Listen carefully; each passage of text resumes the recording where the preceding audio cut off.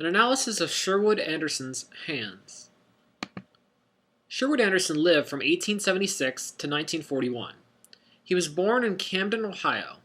His parents led a transient life, moving from one place to another in order to work. His father had served in the Union Army, but he declined from the saddlery and harness business into odd jobs of house and sign painting.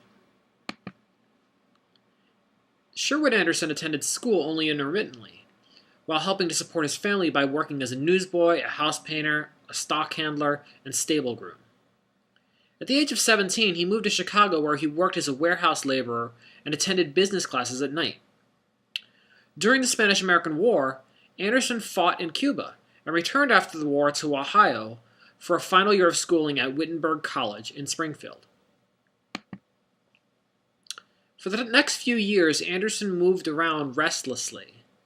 His life calmed down for some time with marriage and with work as a paint manufacturer. He became a successful businessman and president of his own company. After suffering an emotional crisis because of the conflicting demands of his family, business, and creative life, he left his wife, his bourgeois lifestyle, and moved to Chicago. When he moved to Chicago, he decided to dedicate himself solely to his writing. He joined the Chicago Group of Writers, hanging out with authors such as Theodore Dreiser and Carl Sandburg. Anderson wrote novels and short stories containing these major themes.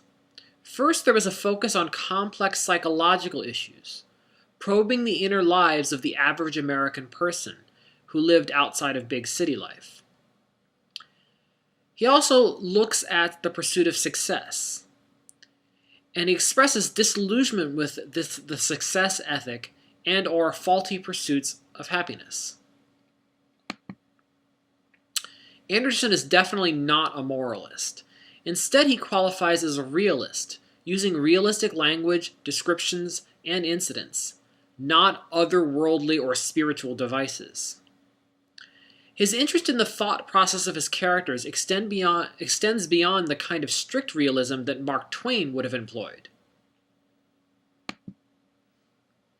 Anderson's stories are often more character sketches than driven primarily by plot. His writing style employed simple, realistic language. His most popular book was Winesburg, Ohio, written in 1919. Each chapter is its own short story, tied together by the character George Willard, who gets to know or learns about the major characters of each chapter.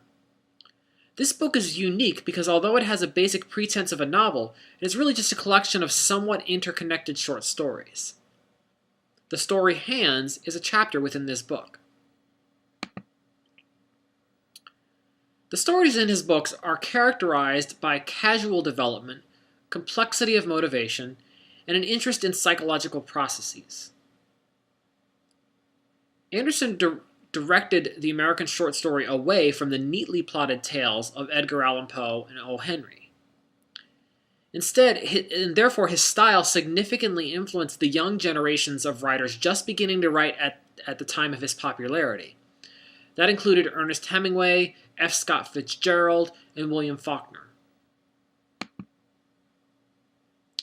Characterization is the method through which an author reveals a character's personality. Within the story Hands, Anderson reveals Wing Biddlebaum's personality not by dialogue, since he says very little, but by providing the reader with descriptions of his actions. These reveal him to be an insecure, nervous, and vaguely ashamed person. Anderson was very interested in exploring the complex psychology of a character such as Wing. While we learned that Wing was driven out of his previous town due to false accusations of inappropriate sexual contact with a young boy, we know these accusations to be untrue.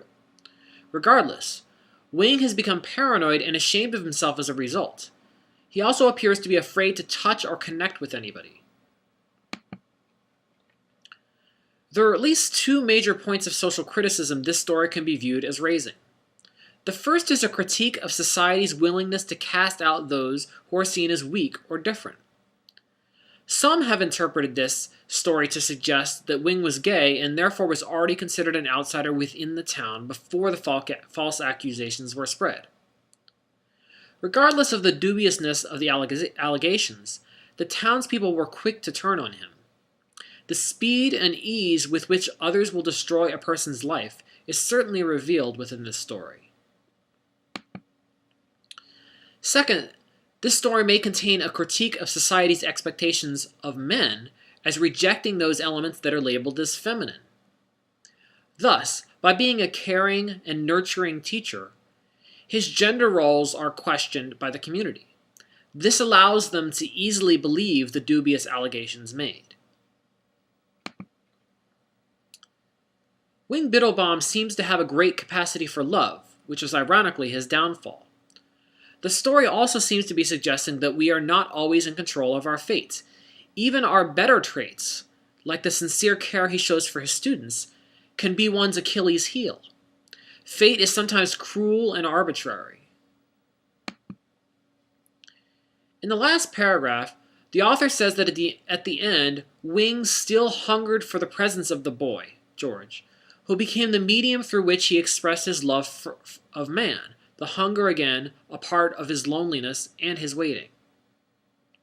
This can be interpreted as an expression of Wing's longing to once again connect with another human being. Note that neither character in the story, Wing nor George, are freed by letting the story be told. George would find release in hearing the story and no longer wondering, and Wing would find liberation in telling his side. Yet only the reader gets to see this, not the characters. Thus, this story is a portrait of a man trapped by his own unearned guilt, maybe an inner guilt about his own sexuality. And no one is released from this guilt. While the author could have told this story through a first-person narrator, that would have significantly changed the reader's understanding of the character, because it would have clearly revealed the thoughts within Wing Biddlebaum's mind. Instead, Anderson wants the reader to have to interpret Wing's mindset by seeing his actions. Anderson does not even allow us the comfort of a third-person omniscient narrator. Instead, we are left with a limited third-person narrator who can only report on what is observable. As a result, we are left to ponder Wing's psychological motivations, and he remains something of an enigma to the reader, just as he did to the people in town, and to George Willard.